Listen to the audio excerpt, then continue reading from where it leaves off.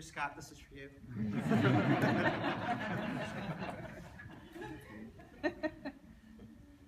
All right, thank you. Good morning, everyone. It's great to be with so many important organizations that are providing great services to our community. I want to thank Jewish Family Services for all the work that they do and your involvement in so many ways, not just in public policy, but in delivering public services. When I ran for city council, I reluctantly left the business world. I had 2 successful companies that I had built from scratch right out of college. I did so because our city was in a fiscal crisis. And we had politicians from both parties who caused that mess and were trying to cover up that mess. And they were showing that they were incapable of actually solving important, tough problems. And I said we needed to reform our city, not to cut more services, not to raise taxes on the middle class, but to think about how we could operate differently as a city to provide more with less. At the time, people said we couldn't do it. But all of your organizations have been doing it for so many years. Ups and downs, you've had to prioritize to make sure that you can get the services to your clients that they need. Government wasn't doing that. Government was failing us. In the prior 8 years to me being on city council, they raised water rates by double, hitting working families the hardest, while subsidizing big business, by the way, at our expense. They allowed after-school programs to be eliminated. The 6 to 6 program, eliminated. And some of our neediest families were relying on those daycare programs and those after-school programs for their children. They cut library hours by 42%. The list goes on, and yet they still had a major budget deficit, despite taking a lot more money and cutting our basic services. When I came in, I said our budget will reflect our values. Yes, it will be honest and it will balance, but the money will go back to the services that we had seen cut. I was proudest of the fact that we were able to start restoring library hours. Even something as unsexy as resurfacing streets showed us that government could work again. It became a model in how to deal with financial challenges on my watch. I believe we can take that same approach to Washington, to not only deal with our fiscal crisis in Washington, but to restore the services and safeguard the programs that we care most about. Veterans benefits, obviously. The fact that our veterans can't get a health appointment, the fact that they can't get an answer on their benefit qualification. Some of them are waiting 300, 400 days to get an answer. Completely unacceptable. I know a lot of conservatives don't like it when I say I'm here to make government work. They want to not see government work. But actually, when you strip aside the party politics, you'll find that most Americans agree on certain programs and priorities. That's my approach. That's what I did on city council that was so successful in turning the city around from the brink of bankruptcy. You all watched that. It was tough. We had to take on both big business and big labor, but I did so happily as a happy warrior, knowing that someone had to do it for the people. Traditional politicians from both parties have shown they have not done that. And I think we don't need more of that in Washington. We need people who are willing to stand in the center and say, we're here to make government work. And if that means that the far right's going to try to play shiny object games on social issues, or the far left is going to just stand there and continue to smear, we're going to say, no, both of you guys are wrong. Both of you guys use weapons that should be put away. Where we are seeing people left behind are the consensus issues that most Americans agree on. And I think that if we can cut past some of the divisive politics, and I'm at least willing to do that on my side. I've bucked my party. You can't be a gay Republican without bucking your party. I can assure you. I mean, I've got a lot of respect for Jewish Republicans. They kind of come through the same challenges that gay Republicans do in the gay community. But I've shown that I'm willing to take on a party that I don't believe is inclusive, that I do not believe has been positive enough, that has been solutions-oriented enough, has been far too associated with no rather than yes, we can. That's always been my approach, and I think we need more of that in Washington. That's why I'm running. That's why we're getting an amazing amount of national news attention. That's why we're seeing Democrats and independents and youth and minorities come forward and endorse my candidacy. One of the broadest based congressional campaigns that you've seen in San Diego in a long, long time. Go to UCSD or SDSU or USD, and you'll find so many of those college kids are now volunteering on our campaign. Over 150 of them at our office this week. And this weekend we'll have probably more than 250. Walking door to door. Because they're inspired. They realize that government needs to get out of our bedrooms, out of our personal decisions, respect personal freedoms. And they need to do the job that they were assigned, quality services. I'll end on this because obviously in the Jewish faith, an important issue has been the events that continue to grip the Middle East.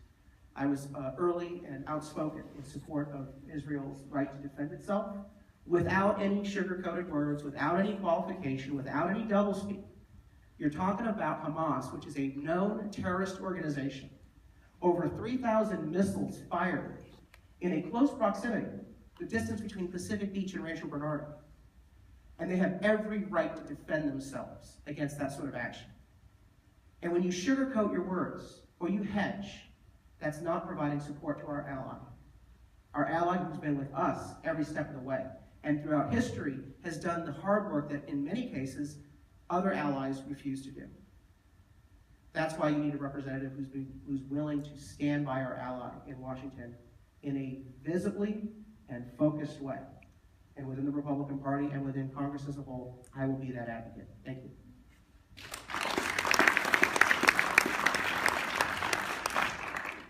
Good morning, Carl. First question for you. A core Jewish value is to repair the world, and so we were wondering, what is your position on helping those who might be living in poverty or otherwise powerless? Well, I haven't been an orphan at age 13, and my ad is running today where I actually talk a little bit about that. I felt compelled to say that because their ads that are running right now by Scott Peters are just flat-out lies. And Scott, I know that you're in the room. I think you ought to take those ads down. Mr. Peters says that because Carl DeMaio is a Tea Party extremist, and again, there's no basis for that whatsoever except for a spliced video that he's put up. And I was not supported by the Tea Party in the primary, by the way, and I'm still not supported by the far right. But because I'm a Tea Party extremist, I support all their policies. Ergo, I want to cut student loans. I have never taken that position, and he knows that. And in fact, my Free to Be plan that I released on college campuses in November of 2013 talks about making college more affordable and contains specific reforms that both parties have agreed to, even Obama has agreed to, that would make student loans more flexible and allow us to reduce the interest rates charged. That's my record, that's my position, but that's not what you're hearing on TV. As an orphan, I had to put myself through college. I worked a full-time job. I only had enough scholarship for 3 years. So not only did I have to get a full-time job, I had to work while taking extra credits to complete it in 3 years. But when you fast forward 20 years between when I was in college and today, college is more expensive. Student loans are harder to manage. And do you expect a college kid to be able in this economy to get a full-time job? It's not going to happen. So that's why I'm running. That's why I go to these college campuses, and that's why they are inspired and supporting me. Because I've said it should be easier for you to get through college than it was for me. And yet with all my challenges, no parents, scholarship for only 3 years. I was able to do it easier than it is for you with parents today, and that is unacceptable. We should commit ourselves in this country that the American dream is easier for each generation, not harder for each generation that succeeds us. And so whether it's creating jobs or expanding access to a college, or making sure, in contrast to what Mr. Peters did on the city council to eliminate after-school programs and libraries, that the city at least does its basic function for after-school programs, arts and culture programs, the library system, making sure we restore those hours. That's part of helping the middle class. That's making sure that they have the extra programs that are needed to have a rounded education that they may not be getting in the classroom through standard instruction. And then, of course, supporting a stronger economy, cutting red tape, tax reform. Last year, General Electric made $108 billion. Do you know how much they paid in corporate income taxes? 0. I talked to most small business owners, which is the fastest growing part of our economy, because people are laid off and then they start their own self-employment shop or their own small business. Most of them are paying between 50 and 60% in tax burden. But General Electric is paying 0. That's wrong. That's why we need comprehensive tax reform so that we have a fairer, flatter, simpler tax code where everyone pays a fair share, but the rates across the board are lower, particularly for small businesses and middle class. We also need to cut red tape. I was proud of the fact that I authored the Small Business Regulatory Relief Plan, and we were able to get on a bipartisan vote major red tape cutting for our city's business improvement districts that help our small businesses in our neighborhoods. And finally, education. You can't have a strong economy if we don't have a strong K-12 education system, plus the college programs I mentioned earlier. That's why we've laid out reforms to change how we allocate monies to school districts, to enhance transparency on teacher performance evaluations, to make sure that they are done regularly, at least once a year. Right now in the school district in San Diego, it's once every 5 years is the standard policy. And then of course, I want to see if we can channel whatever available incentive dollars that we give from the federal government to the local governments, to local school districts, to our best performing teachers, not on the basis of tenure, but on the basis of quantifiable metrics and measures that the parents, teachers, and school boards are able to participate in. That's how we build an opportunity economy. It's education, it's tax reform, it's regulatory reform, it's changing the culture of how we approach these issues so that it's easier for next generation, easier for the next generation to achieve the American dream than it was for us. Many of us were blessed, but all of us have challenges in our lives, right? Shouldn't we commit to the notion that our children, no matter what they have to deal with, should have an easier shot of what we've all been able to achieve in this room? That ought to be what drives both parties, and it doesn't today. You touched on this a little in your intro, but I'm wondering how you could describe your vision of how you expect Congress to work collaboratively to deal with issues with Israel. That's a great question. It's kind of what I did on city council. I always laid out a bold plan at the beginning. And this is why I'm challenging the Republican Party. You can't get consensus if you're always no. So lay out a 10-point plan. Roll out something like I did called the Roadmap to Recovery. Roll out your own pension reform plan if you don't think the mayor's is good enough. That's what we did. Because you cannot criticize the other party if you don't offer your own ideas.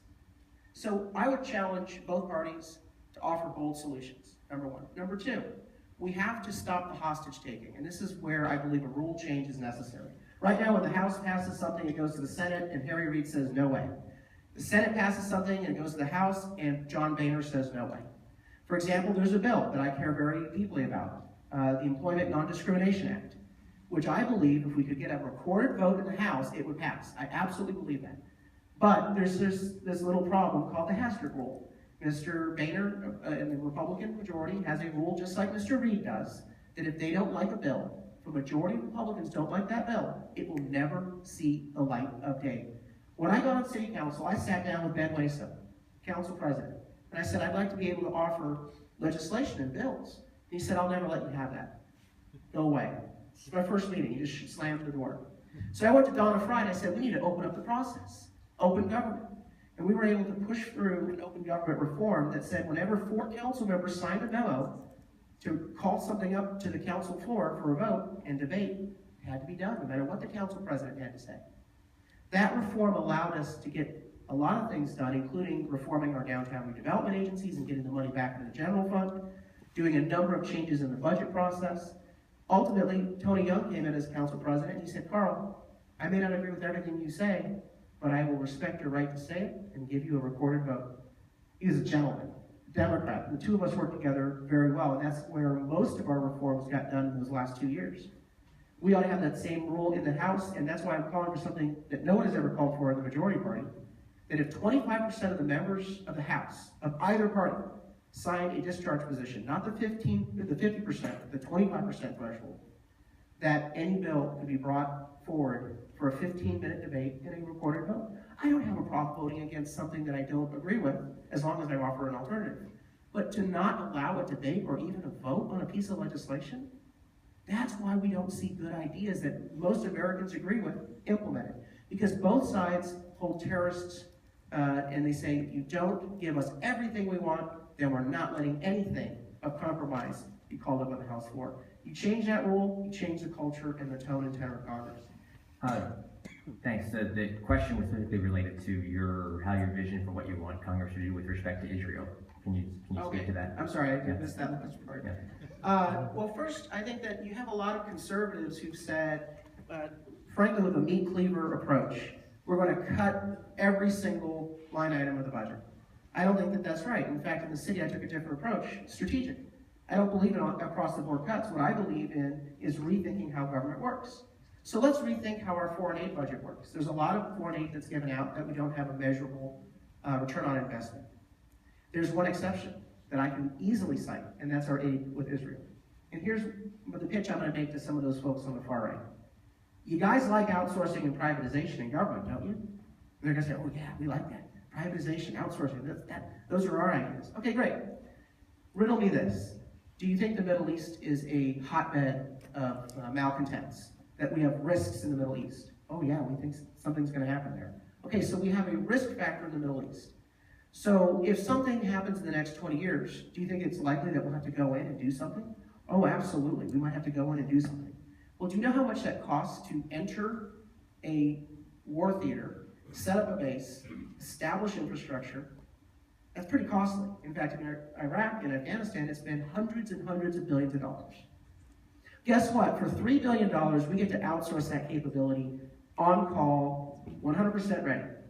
And it's called Israel. It's our battleship in the Middle East.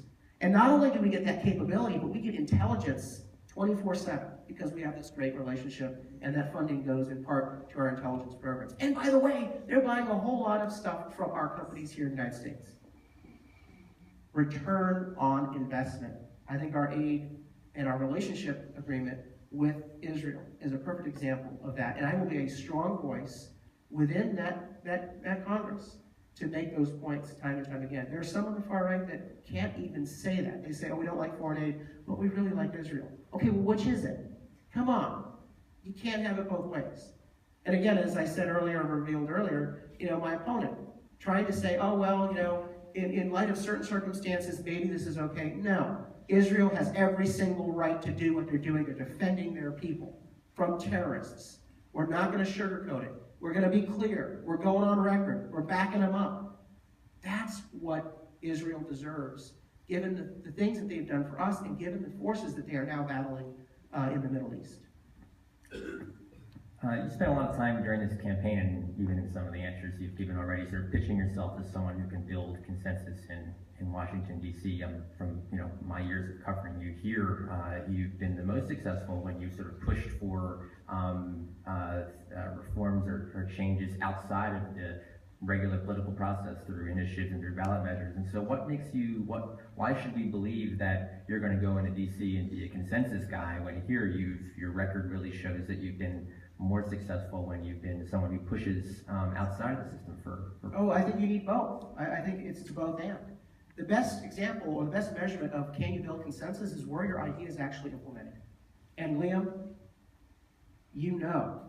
our ideas got implemented. 75% of the original budget I proposed in 2004 was implemented by 2010.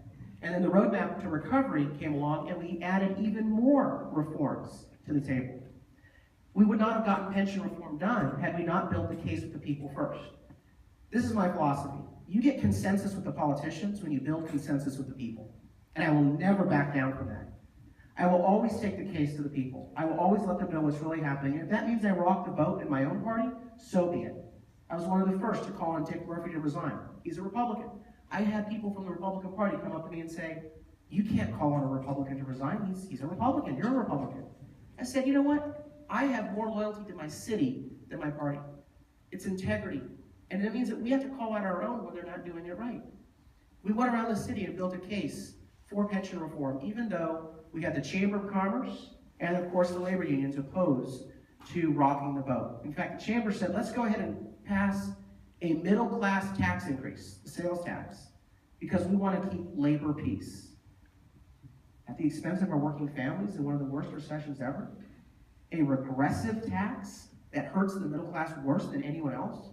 I remember going up to the head of the chamber who represented a cable company and said, do you mind if I replace the word sales tax for cable tax? Oh, and then it was a totally different cup of tea. Because he was a cable company. He doesn't like the cable tax, but a sales tax doesn't hit his interest at all. And I said, this is wrong. Even though I knew I was going to take on some powerful interests on both the left and the right, I said we should defeat the sales tax, we should demand reform of our city, and we can balance the budget. I remember the Voice of San Diego gave us a lot of grief, saying we could not balance the budget without the tax increase, that you couldn't reform pensions. We stood our ground, and we said, yes, you can balance, and yes, you can reform pensions. Not only did we balance the budget, we had extra money left over for those library hours, and we became a model in pension reform, and now our San Diego initiative is now going nationwide. It's been the only initiative that has withstood the legal challenges time and time again. And now it's become a template for the country. In Congress, I'm going to do the same thing. I'm going to lay out bold ideas. I'm going to raise the issue with the public and put pressure on my own party to act. And then I'm going to work together once we see area for compromise. And that's the last part about this. I'm a businessman. Big government wasn't built overnight. Big business mandates were not imposed overnight. We are going to reform one step at a time, which means you have to be open to compromising. How did we do it on the city council? Every single budget, I kept pushing and prodding and pushing and prodding to get more and more and more in, and then I would move the goalpost. So we would get 3 ideas out of 10 in on the first shot, and I would say, that's a good start. I want to applaud the city council, the mayor, for taking this step. However, and by the way, there are many videos out there that Mr. Peters has now clipped where I say this exact thing, but he takes out the however. However, we are not done yet with our reform. And so I look forward to next year's round of negotiations where we can look at additional issues that we've not yet solved. If you can get 3 out of 10, take it. Get it done. Bank it. Build the goodwill that we got 3 things done, and then focus on the 7 items next year. Unfortunately, there are extremists on both sides who will light their hair in the town square on fire because they didn't get all 10. We don't see that happening in business. If you can reach an agreement, a reasonable agreement, where both sides say that they got something, do it. Because each of you probably agree on 3 things that you agreed to concede on. Now, the other areas you probably still disagree, but you could build trust, confidence, momentum, to then start working through those areas where we disagree. That's always been the approach I've taken. It's been very successful in San Diego. And I'm very proud of the work that we did to get bipartisan votes time and time again on my reforms on city council using this method. I'm going to push back quickly on one thing and then I'll open it up to audience questions. So you said 3 out of 10 is good enough, great, and we'll try again next year. But none of the budgets when you were on the city council did you ever vote for. So did you not get 3 out of 10 was it 0 out of 10 or what? I mean, you never got to the point where you said yes to a city budget. We always proposed the budgets that would actually reform our city, and all of those ideas eventually got implemented. Why? Because I kept moving the goalposts. Take a look at the labor contracts. The labor contracts were the foundation for our budget. In our first 90 days, I remember the mayor saying we have to make cuts, and the union saying we have to raise taxes. And I said, no, we don't need to do this. In fact, I took it public. Got a lot of criticism for my employee compensation reports that we started issuing. So much so that the union said that I didn't have a right to go on television because I wasn't bargaining in good faith. I had to get an independent lawyer to say that yes, I could go on television and tell you what was going on in labor contracts. We sat behind closed doors. Closed session. I laid out all the reforms and I said, look, I'm willing to vote if we can get at least half of these in place. If not, I'm taking this to the ballot. We walked out. I made the motion for a 6% reduction to get employees to start paying into their pension system for the cost of their benefits, which was historic. They had all been given free rides on their pension benefits for so many years. And I said, we need to have them pay a fair share now of these pensions. Called the roll. 8-0 vote. My motion. I voted for it. Because we had an opportunity to change those labor contracts and then lock them in for 4 years. That salary freeze had a major impact on our pensionable pay in the city of San Diego and reduced our pension reforms, and then became the foundation for the 5-year salary pensionable pay cap that we got done in the ballot measure. You have to be willing to vote to get people on board, but you also have to continue to drag that goalpost forward. And I always use a strategic approach to how do I position this budget so that we remind San Diegans that this budget is not yet where it needs to be. Here are additional reforms that would solve the problem, and this is what we need to do next year. The biggest issue about those budgets, always, as I said, time and time again, they did not deal with our infrastructure liabilities in this city, and now Voice of San Diego has identified infrastructure as something as big as the pension issue was just 4 years ago. Because I knew what was going to happen if we kept passing budgets that did not fully fund our infrastructure account. And you go back to every one of the tapes, I always said, the budget doesn't do enough to fund our infrastructure. Our roads are falling apart. We must do more in this budget. We got a lot done. I look at the results, and I think that's what San Diegans want to see as well. There are a lot of budgets that Mr. Peters voted for that I wish he hadn't voted for. Voted for budgets that were false and misleading and lost our credit rating for 5 years. Voted for budgets that cut those after-school programs. Voted for budgets that spiked pension benefits. Voted for budgets that increased his own pay as a council member, even though he's worth $100 million, voted for budgets that gave him $69,334 for an auto allowance for his BMW. Now, seriously, you might be a Democrat. You might be supporting Mr. Peters, but what kind of man worth $100 million, while he cuts after-school programs for the needy, decides that it's right to have taxpayers pay $69,334 for his shiny new BMW? Does that not sit well with anyone in this room? If it does, I'd be very surprised. It speaks to, who do you serve? Do you serve the privileged class, or do you serve the people who need the programs the most? Are you willing to go without in order to lead by example and show others that we need reforms? I gave up my pension on day one. $500,000 that I turned down, lifetime payments. That's December 3rd, 2008, when I was sworn in. Do you know what Mr. Peters did on December 3rd, 2008? He walked down the street to the pension board and enrolled in early pension payments from a system that was $2 billion underfunded. I mean, at some point you as a Democrat would have to say, boy, this is really bad PR. But it's worse than that, because it shows that there are people in Washington willing to take care of themselves rather than take the heat from special interest groups to do what's right for you. I will always do that, whether it means I have to take the hit or some of the special interest groups have to take the hit in terms of big business lobbyists, big labor unions, powerful far-right groups. I'm willing to take them on if it's right for the people, and I will always do that. And I think we should expect people in both parties to approach their job with that sort of ethic. They may not always get it right, but at least they're motivated by the right motivation. And that's what I think in many cases is missing in Washington. Open up for some audience questions. Yes, sir. Thank you for coming and sharing your views. I'm very concerned the danger that ISIS poses to Israel, particularly if it reaches the Golan and into Jordan. I'm having difficulty reconciling your stated unbridled support with Israel with the position you took in the KPBS debate, not supporting the president's attempts to roll back ISIS. So I would wonder if you could clarify your current position on U.S. air intervention to try and attack ISIS. I think you're talking about the KNBC debate, or NBC 739, because we haven't done a KPBS debate. That was not my position. What I said is I have reservations about the president's plan. I don't think it goes far enough.